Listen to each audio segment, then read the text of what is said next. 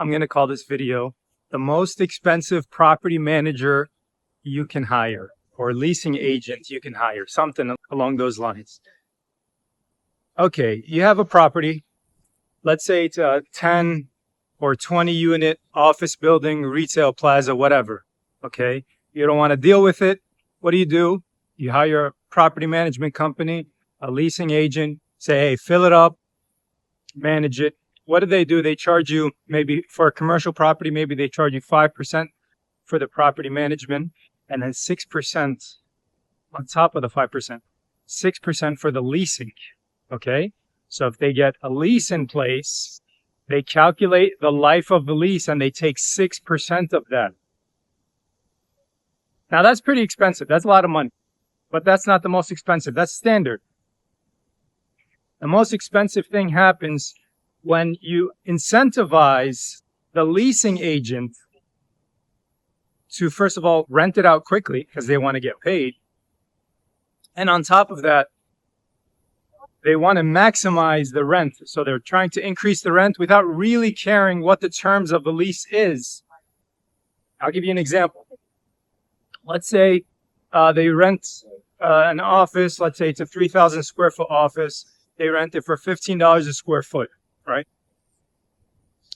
Now, they might have a lot of concessions in that lease for the tenant, meaning HVAC is on landlord, plumbing is on landlord, maintenance is on landlord, any issues is on landlord. Increases, there's no such thing as increases. They might have an exit clause, meaning the tenant can leave whenever they want to. It might be like a crazy number of extensions or options. Okay, so it might be a 5-year lease with 10 5-year options with no increases, meaning they can be there indefinitely. Okay, what does that do? That increases the value of the total value of that lease. So that 6% suddenly becomes a lot of money. That's the first thing. Second thing is, on paper, it's rented. But then when you actually project it out into the future, what you realize is the cost to maintain the building, the cost of the property tax, the insurance, the trash, the water, the electricity, blah, blah, blah. All of that continues to increase, but you might have a very, very, very small increase in the rent, maybe less than 2%, 3% or whatever. Especially if it's something called like a modified gross.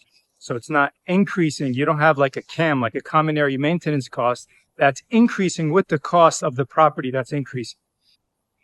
I saw that recently on a beautiful building in a really nice city. I'm not going to name the city.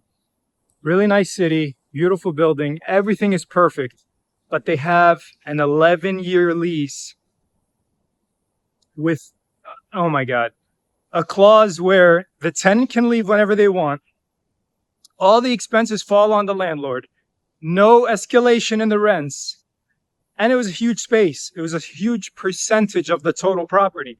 So that lease literally killed that property's potential to be sold for a high value.